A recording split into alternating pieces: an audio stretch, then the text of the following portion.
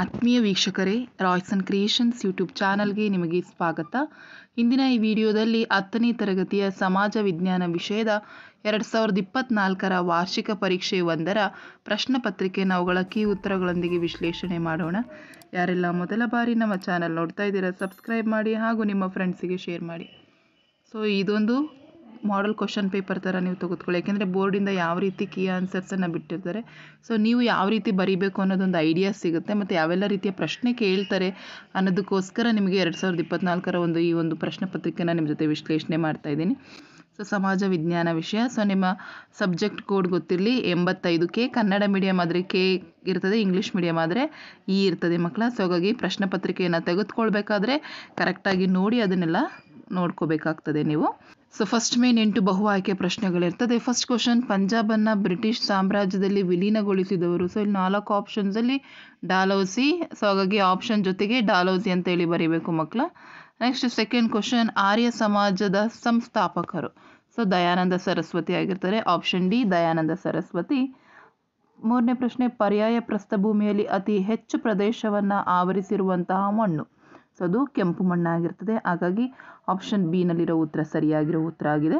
ನಾಲ್ಕನೇ ಪ್ರಶ್ನೆ, ಒಂದು ರಾಷ್ಟ್ರದ ನೈಜ ರಾಷ್ಟ್ರೀಯ ವರಮಾನವು ದೀರ್ಘಾವಧಿಯವರೆಗೆ ಹೆಚ್ಚಳವಾಗುವ ಪ್ರಕ್ರಿಯೆಯೇ ಆರ್ಥಿಕ ಅಭಿವೃದ್ಧಿಯಾಗಿದೆ ಎಂದವರು ಯಾರು?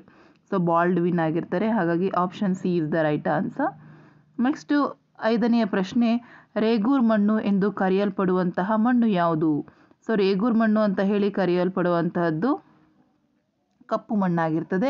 ಹಾಗಾಗಿ option B is the right answer. 6ನೇ ಪ್ರಶ್ನೆ, ಮಕ್ಕಳ ಸಹಾಯವಾಣಿ. ಸೊ ಇದನ್ನು ತುಂಬ ಬಾರಿ ಕೇಳ್ತಾರೆ. 1098. ವಿಶ್ವಸಂಸ್ಥೆಯು ಮಾನವ ಹಕ್ಕುಗಳ ಉದ್ಘೋಷಣೆ ಮಾಡಿದಂತಹ ವರ್ಷ. ಆಪ್ಷನ್ ಡಿ ನಲ್ಲಿರುವಂತಹ 1948 ಸರಿಯಾಗಿರುವ ಉತ್ತರ. 8ನೇ ಪ್ರಶ್ನೆ, ಪ್ರತಿ ವರ್ಷ ವಿಶ್ವ ಗ್ರಾಹಕ ದಿನವನ್ನು ಆಚರಿಸುವುದು.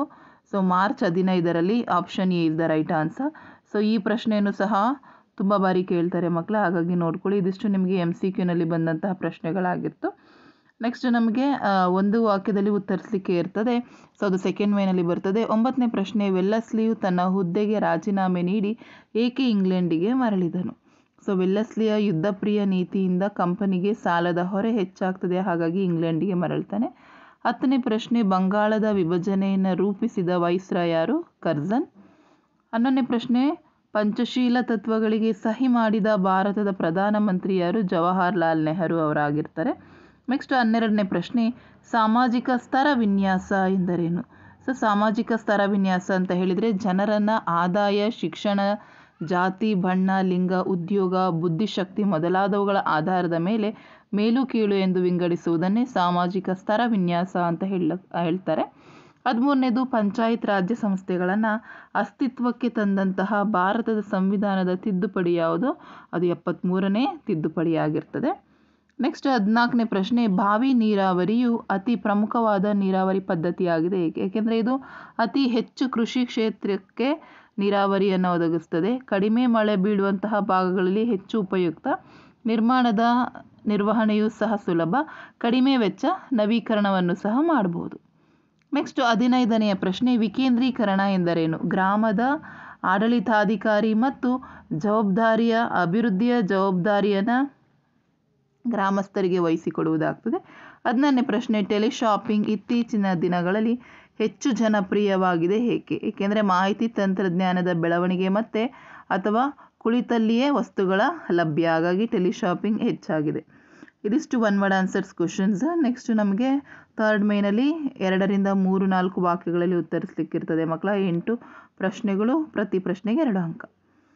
17ನೇ ಪ್ರಶ್ನೆ, ಭಾರತದಲ್ಲಿ ಸಾಕ್ಷರತೆಯನ್ನು ವೃದ್ಧಿಸಲು ಸರ್ಕಾರವು ಹೇಗೆ ಪ್ರಯತ್ನಿಸಿದೆ? ನೋಡಿ, ನಿಮ್ಮ ಪಾಯಿಂಟ್ಸ್ ಹೀಗಿರಬೇಕು: ಸರ್ವ ಶಿಕ್ಷಣ ಅಭಿಯಾನ, ರಾಷ್ಟ್ರೀಯ ಸಾಕ್ಷರತಾ ಮಿಷನ್, ಸಾಕ್ಷರ ಭಾರತ, ಮೂಲಭೂತ ಹಕ್ಕು, ಶಿಕ್ಷಣ ಹಕ್ಕು ಕಾಯ್ದೆ. ನೋಡಿ ಎಷ್ಟು ಈಸಿ.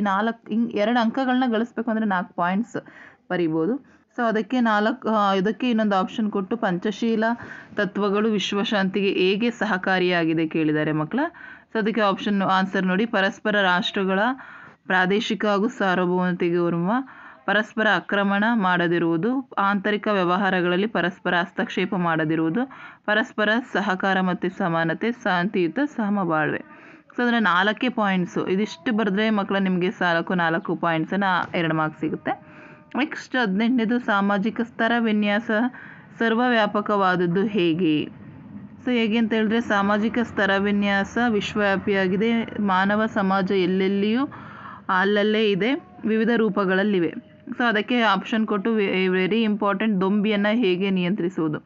ಅಧಿಕಾರಿಗಳ ಸಮಯ ಪ್ರಜ್ಞೆ, ಪೊಲೀಸ್, ರಕ್ಷಣಾ ಪಡೆ, ಕಾನೂನು. ನೆಕ್ಸ್ಟ್ ಜುನಾಗಢ ಸಂಸ್ಥಾನವನ್ನು ಭಾರತದ ಒಕ್ಕೂಟಕ್ಕೆ ಹೇಗೆ ವಿಲೀನಗೊಳಿಸಲಾಯಿತು? ಸೊ ಇದನ್ನು ಸಹ ತುಂಬ ಬಾರಿ ಕೇಳ್ತಾರೆ. ಸೊ ಜುನಾಗಢದ ನವಾಬನು ಪಾಕಿಸ್ತಾನಕ್ಕೆ ಸೇರಿಸಲು ಇಚ್ಛಿಸಿದ್ದಾನೆ. ಪ್ರಜೆಗಳು ವಿರೋಧಿಸ್ತಾರೆ. ನವಾಬ ರಾಜ್ಯ ಬಿಟ್ಟು ಪಲಾಯನ ಮಾಡಿದ. ದಿವಾನ್ ಭಾರತ ಸರ್ಕಾರಕ್ಕೆ ಮನವಿ. ನೆಕ್ಸ್ಟ್ ಸೈನ್ಯವನ್ನು ಕಳಿಸಲಾಗ್ತದೆ. ಶಾಂತಿ ಸ್ಥಾಪನೆ, ಜುನಾಗಢ ಭಾರತ ಒಕ್ಕೂಟಕ್ಕೆ ಸೇರ್ಪಡೆ. ಸೊ ಇದರಲ್ಲಿ ಯಾವುದಾದ್ರೂ 4 ಬರೆದ್ರೆ ಸಾಕು. ನೆಕ್ಸ್ಟ್ 20ನೇ ಪ್ರಶ್ನೆ, ಬ್ರಿಟಿಷರ ಕಾಲದ ಆಡಳಿತ ವ್ಯವಸ್ಥೆಯಲ್ಲಿ ಭಾರತೀಯ ಸೈನ್ಯವು ಬ್ರಿಟಿಷರಿಗೆ ಆಧಾರ ಸ್ತಂಭವಾಗಿತ್ತು, ಸಮರ್ಥಿಸಿ. ಸೊ ಭಾರತೀಯರನ್ನೇ ಸೈನ್ಯದಲ್ಲಿ ಇರಿಸಿಕೊಂಡಿದ್ದರು. ಅವರ ನೆರವಿನಿಂದಲೇ ಭಾರತವನ್ನು ತಮ್ಮ ಅಧೀನಕ್ಕೆ ತೆಗೆದುಕೊಳ್ತಾರೆ. ಸೈನ್ಯದ ಶಕ್ತಿಯನ್ನು ಬಳಸಿಕೊಂಡು ತಮ್ಮ ಸಾಮ್ರಾಜ್ಯವನ್ನು ರಕ್ಷಿಸಿಕೊಳ್ತಾರೆ.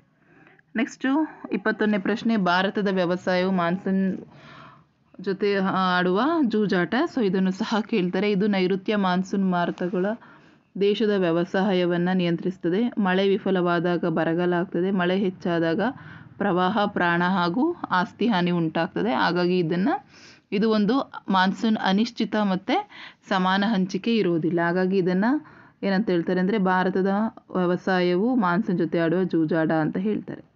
22ನೇ ಪ್ರಶ್ನೆ, ಇತ್ತೀಚೆಗೆ ವರ್ಷಗಳಲ್ಲಿ ಅರಣ್ಯ ಕ್ಷೇತ್ರವು ಕಡಿಮೆ ಆಗುತ್ತಿದೆ, ಏಕೆಂದರೆ ಕೃಷಿ ಕ್ಷೇತ್ರ ವಿಸ್ತರಣೆ ಆಗ್ತಾ ಇದೆ, ರೈಲು ಮತ್ತು ರಸ್ತೆ ನಿರ್ಮಾಣಗಳು ಹೆಚ್ಚಾಗ್ತಾ ಇದೆ, ನಗರೀಕರಣ, ನೀರಾವರಿ, ಕೈಗಾರಿಕೆ ಮತ್ತು ಅತಿಯಾದ ಮೇಯಿಸುವಿಕೆಯಿಂದಾಗಿ. ಸೊ ಹಾಗಾಗಿ ಅದರ 2 ಬರೀರಿ. ನೆಕ್ಸ್ಟು ನೋಡಿ, ಮಹಿಳಾ ಸ್ವಸಹಾಯ ಸಂಘಗಳು ಮಹಿಳಾ ಸಬಲೀಕರಣಕ್ಕೆ ಪೂರಕವಾಗಿದೆ, ಸ್ಪಷ್ಟೀಕರಿಸಿ.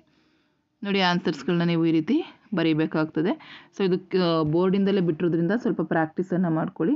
ಸೊ ಇದರ PDF ನಿಮಗೆ ಟೆಲಿಗ್ರಾಮ್ ಗ್ರೂಪಲ್ಲಿ ಸಿಗ್ತದೆ. ಹಾಗಾಗಿ ನೀವು ನಮ್ಮ ಟೆಲಿಗ್ರಾಮ್ ಗ್ರೂಪ್ಗೆ ಜಾಯ್ನ್ ಆಗಿ ಮಕ್ಕಳ, ನಾವು ಹಾಕೋ ಎಲ್ಲ PDFsಗಳು ಸಿಗ್ತದೆ, ವೀಡಿಯೋಸ್ ಲಿಂಕು ಸಿಗ್ತವೆ. ಸೊ ಅದನ್ನು ನೋಡಿ ನೀವು ಅದರ ಉಪಯೋಗ ಪಡ್ಕೊಳ್ಳಿ. 24ನೇ ಪ್ರಶ್ನೆ, ಹಣದ ಉಳಿತಾಯಕ್ಕೆ ಅಂಚೆ ಕಚೇರಿ ಹೇಗೆ ಸಹಾಯಕವಾಗಿದೆ? ಏಕೆಂದರೆ ಇದು ರಾಷ್ಟ್ರೀಯ ಉಳಿತಾಯ ಪತ್ರ ನೀಡುತ್ತದೆ.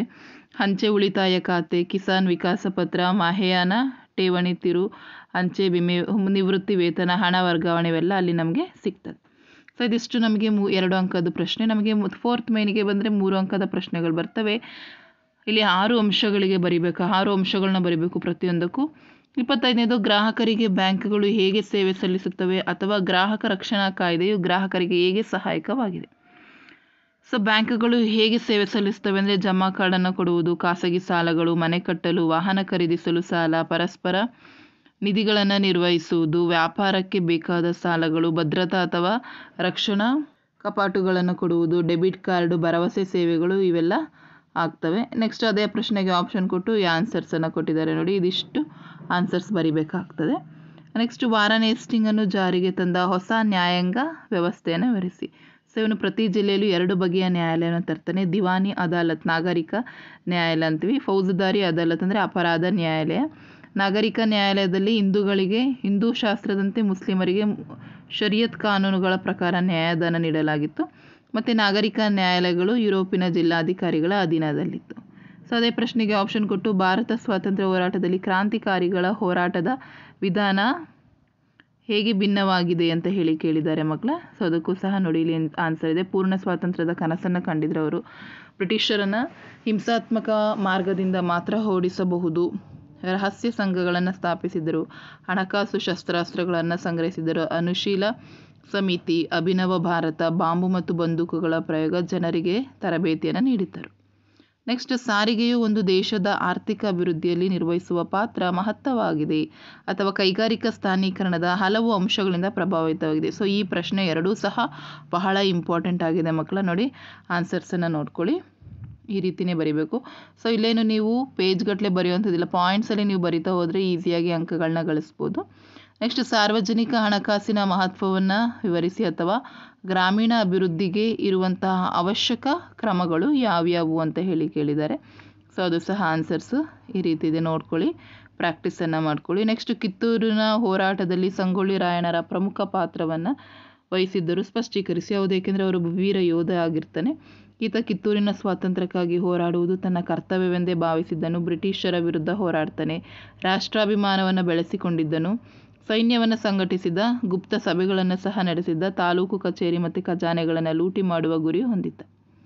ನೆಕ್ಸ್ಟ್, ಆನಿ ಬೆಸೆಂಟರು ಥಿಯಾಸಾಫಿಕಲ್ ಸೊಸೈಟಿಯ ಕಾರ್ಯಚಟುವಟಿಕೆಗಳಿಗೆ ಚೈತನ್ಯವನ್ನು ನೀಡಿದರು. ದೃಢೀಕರಿಸಿ ಅಂತ ಹೇಳಿ ಕೇಳಿದ್ದಾರೆ.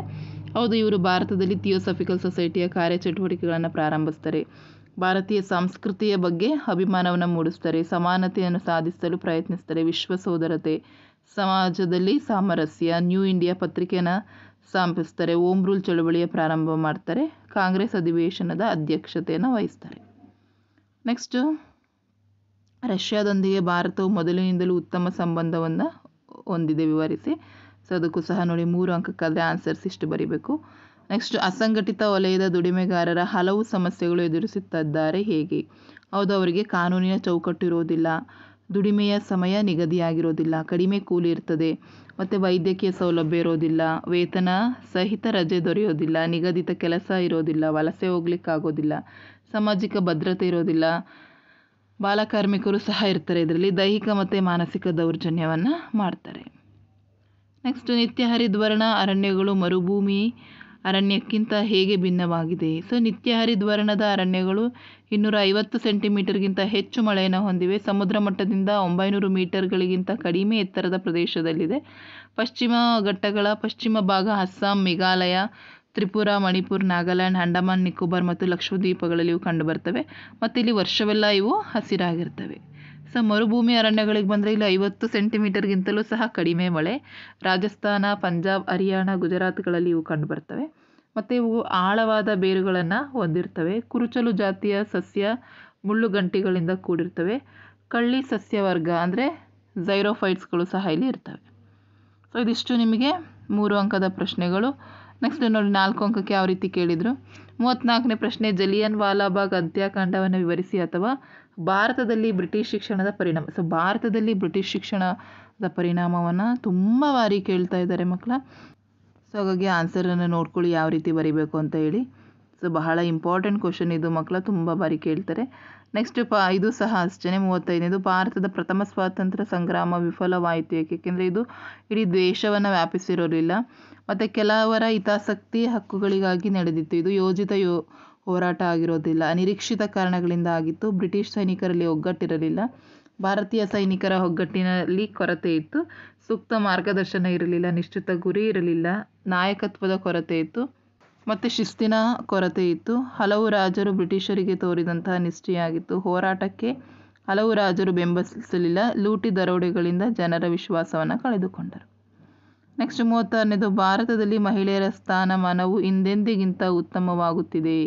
ದೃಢೀಕರಿಸಿ. ಹೌದು, ಏಕೆಂದರೆ ಮಕ್ಕಳ ಮತ್ತು ಮಹಿಳಾ ಅಭಿವೃದ್ಧಿ ಇಲಾಖೆಗಳನ್ನು ಪ್ರಾರಂಭಿಸಿದೆ. ಮಹಿಳಾ ಶಿಕ್ಷಣ, ಬಾಲ್ಯ ವಿವಾಹ ನಿಷೇಧದ ಕಾಯ್ದೆ, ವರದಕ್ಷಿಣೆ ನಿಷೇಧ ಕಾಯ್ದೆ, ಸ್ತ್ರೀ ಶಕ್ತಿ ಕಾರ್ಯಕ್ರಮಗಳು, ಸಾಲ ಸೌಲಭ್ಯ ಸಬ್ಸಿಡಿ, ಮಹಿಳಾ ಮಂಡಲ, ಯುವತಿ ಮಂಡಲ, ಸ್ತ್ರೀ ಶಕ್ತಿ ಸಂಘಗಳು, ಸ್ವಸಹಾಯ ಸಂಘಗಳು, ಈ ರೀತಿ ಇದರಿಂದ ಮಹಿಳೆಯರ ಸ್ಥಾನಮಾನ ಹೆಚ್ಚಾಗ್ತಾ ಇದೆ. ನೆಕ್ಸ್ಟ್ 37ನೇದು, ಚಂಡಮಾರುತಗಳು ವಿಧ್ವಂಸಕಾರಿಗಳು. ದೃಢೀಕರಿಸಿ. ಏಕೆಂದರೆ ಅವು ತುಂಬ ವಿನಾಶಕಾರಿ, ಅಪಾರ ಪ್ರಮಾಣದ ಸಾವನ್ನು ಉಂಟು ಮಾಡ್ತದೆ. ಒಡನಾಡಿ ಜಲರಾಶಿಗಳು ಲವಣಯುಕ್ತ, ಬೆಳೆಗಳು ಸಂಪೂರ್ಣ ನಾಶವಾಗ್ತವೆ, ಸಾರಿಗೆ ಸಂಪರ್ಕ ಅಸ್ತವ್ಯಸ್ತ, ವಿದ್ಯುತ್ ಸಂಪರ್ಕ ಅಸ್ತವ್ಯಸ್ತ, ಜನಜೀವನ, ಸಾಂಕ್ರಾಮಿಕ ರೋಗಗಳು, ಹೆಚ್ಚಿನ ಪ್ರಮಾಣದ ಹಾನಿ ಉಂಟಾಗ್ತದೆ. ನೆಕ್ಸ್ಟ್ 38ನೇ ಪ್ರಶ್ನೆ. ಸೊ ಇಲ್ಲಿ ನಿಮಗೆ ಒಂದು ನಕ್ಷೆ, ಭಾರತದ ನಕ್ಷೆಯನ್ನು ಕೊಟ್ಟಿರ್ತಾರೆ, ಅದರಲ್ಲಿ ನೀವು ಭಾಗಗಳನ್ನು ಗುರುತಿಸಬೇಕು. ಬಟ್ ಲಾಸ್ಟ್ ಇಯರ್ ನಿಮಗೆ ನೀವೇ ಬರೀಬೇಕಾಗಿತ್ತು. ಸೊ ಕೊಂಕಣ ತೀರ, ನರ್ಮದಾ ನದಿ, ವಿಶಾಖಪಟ್ಟಣಂ, ಅಮೃತಸರ. ಸೊ ಅಮೃತಸರ ಇಲ್ಲಿ ಬರ್ತದೆ, ನರ್ಮದಾ ನದಿ, ಕೊಂಕಣ ತೀರ, ವಿಶಾಖಪಟ್ಟಣ. ಸೊ ಈ ಬಾರಿ ಅವರೇ ನಕ್ಷೆ ಕೊಡ್ತಾರೆ ಮಕ್ಕಳ. ಹಾಗಾಗಿ ನೀವು ನಕ್ಷೆಗೆ ಏನು ಮಾಡಬೇಕು, ಮಾರ್ಕನ್ನು ಮಾಡಬೇಕು. ಬಹಳ ಈಸಿ ಇರ್ತವೆ, ಹಾಗಾಗಿ ಎಲ್ಲ ಮಾರ್ಕಿಂಗನ್ನು ಕಲ್ತ್ಕೊಂಡಿರಿ. ಸೊ ಈ ರೀತಿಯ ಕ್ವಶನ್ ಪೇಪರ್ ಇತ್ತು ಲಾಸ್ಟ್ ಇಯರ್. ಸೊ ಹಾಗಾಗಿ ಇದು ನಿಮಗೆ ಯೂಸ್ ಆಗುತ್ತೆ, ಯಾವ ರೀತಿ ಆನ್ಸರ್ಸ್ ಬರೀಬೇಕು ಅಂತ. ಅದರ ಲಿಂಕ್ ಇದನ್ನು ನಾನು ಕ್ವಶನ್ ಪೇಪರ್ ಇದ್ರದ್ದು PDF ನಾನು ಡಿಸ್ಕ್ರಿಪ್ಷನಲ್ಲಿ ಇದರಲ್ಲಿ ಟೆಲಿಗ್ರಾಮ್ ಗ್ರೂಪಲ್ಲಿ ಕೊಟ್ಟಿರ್ತೀನಿ ಮಕ್ಕಳ. ಸೊ ಹೋಗಿ ಅಲ್ಲಿ ಡೌನ್ಲೋಡ್ ಮಾಡ್ಕೊಂಡು ಪ್ರಾಕ್ಟೀಸನ್ನು ಮಾಡ್ಕೊಳ್ಳಿ ಅಂತ ಹೇಳ್ತಾ ವಿಡಿಯೋನ ಎಂಡ್ ಮಾಡ್ತಿದ್ದೀನಿ. Thank you for watching this video.